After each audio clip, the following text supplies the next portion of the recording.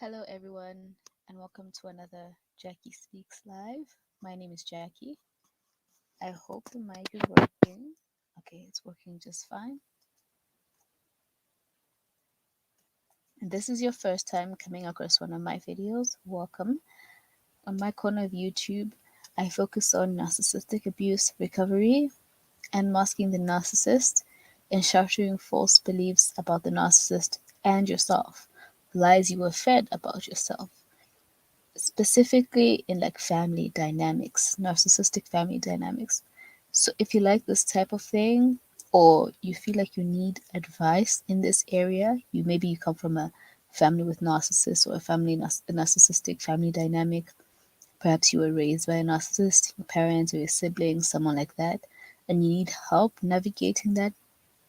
Please hit the subscribe button so you're notified every time I go live, because this is what I discuss here on this channel. And like this video if you find it helpful. So in this video, I want to discuss how being the black sheep in a narcissistic family dynamic is actually a blessing in disguise, and why being separated from your toxic family, even though it can be quite isolating and painful to be away from like one's family, it is ultimately a good thing. And I know you've probably had dealt with so much pain, and you've seen so many horrible things in your family, and the last thing you want to hear is, it's actually a good thing. But as you go through the healing process, you will get to a place where you say to yourself, I'm glad I was sort of separated from them, that I wasn't involved in what they were doing. So if this statement kind of makes you feel uncomfortable or it triggers you, I'm sorry. But I hope you get to that stage where it doesn't bother you anymore and you can see the light at the end of the tunnel. So before I dive deep into why it can be a good thing, I want to first quickly discuss the type of people that get along with the narcissist, right? The inner circle, the enabling family members. So these are the type of people the narcissist likes or gravitates towards, are like people like the golden child, the enablers, the flying monkey, their favorite people. These are people who are like the narcissist in some way. They throw compliments at the narcissist, make them feel good, give them what they want. They cave into the narcissist. They're easily controlled by the narcissist. They're willing to give them whatever it is they ask for, or willing to go along with their delusions, or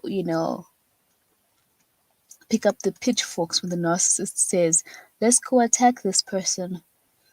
They enable, essentially. They enable the narcissist, or they mirror the narcissist, especially their toxic behavior. They like people who are bad like them, or people who allow them to do the horrible things that they do.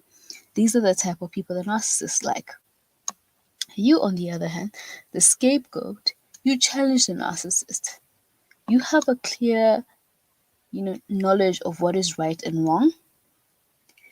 And when you see the narcissist do things that are wrong, you either call them out on it or refuse to enable or join them.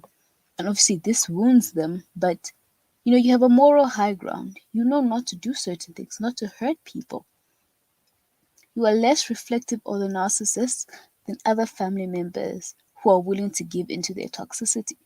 You show emotions, you have empathy, you're kind, you're sensitive to people's needs. You, the scapegoat, as someone who stands up for themselves or other people in need. You also tend to be independent, as in you stand on your own instead of codependent, relying on the narcissist, relying on other people's help like the narcissist, like the golden child or other enablers do. You are your own person, and the narcissist does not want you to be your own person. They want people to be an extension of themselves. And this is what enablers and flying monkeys are. They are extra limbs for the narcissist, but you refuse. You want to stand on your own and be your own person. And they don't like that. They hate you for that.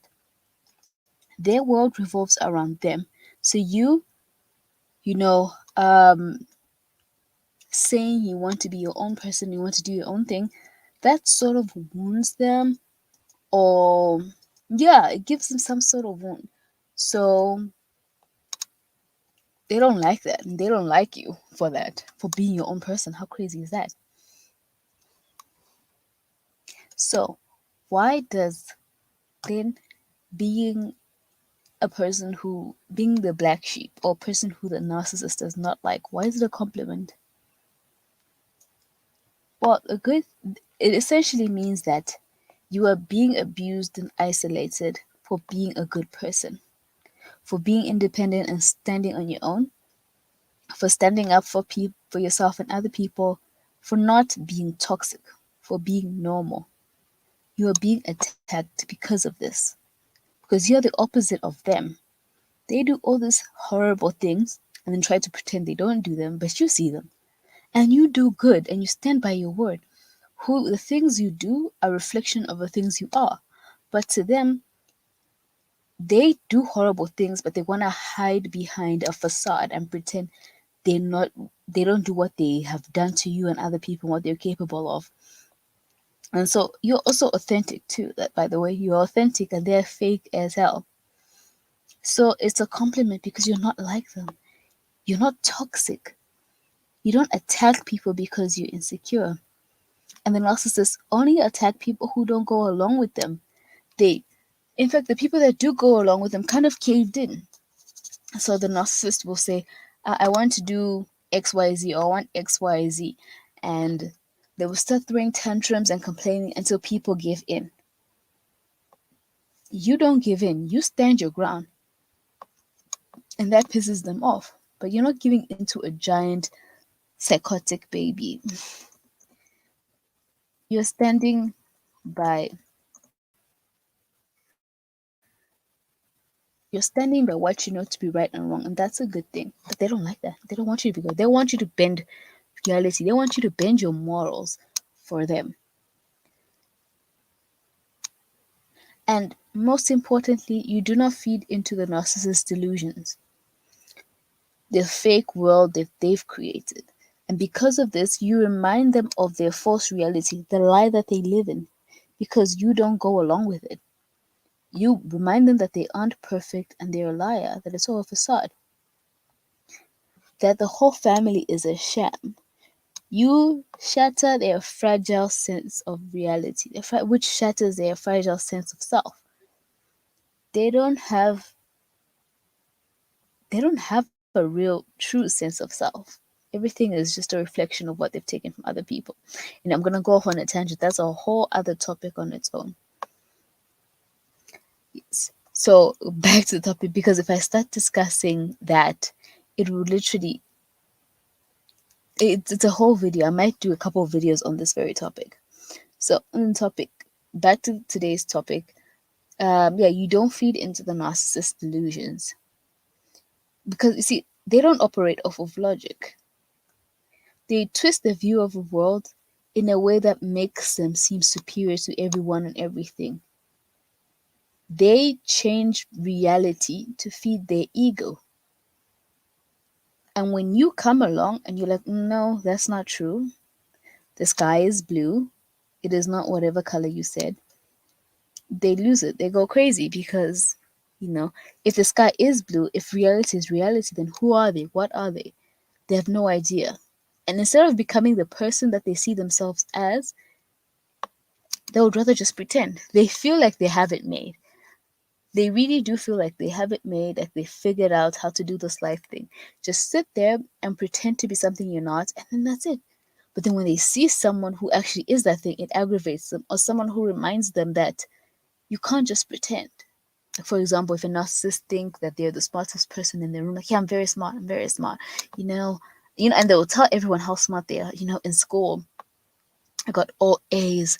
I never got less than an A minus. I never got less than an A plus or whatever. And they'll say things like that. And then when they meet someone who's actually smart, that's bruises their ego. And this person doesn't even have to be showing off.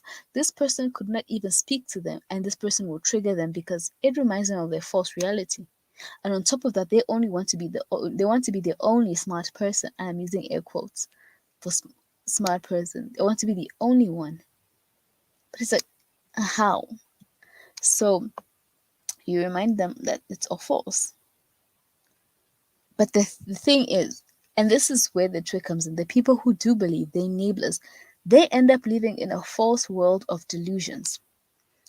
They step off of reality and into a fake world because they give off this vibe that, everyone should listen to me. I know everything. I'm wise. But the worst thing you can ever do is listen to a narcissist or even take their advice. Listening to them, taking their advice, listening to their point of view is literally one of the worst things you can do. They do not have an accurate view of reality. They are programmed, it's like they're programmed to give the worst possible advice. Never, ever, ever listen. Ever listen to what they have to say. It is, they don't know what they're talking about at all, at all.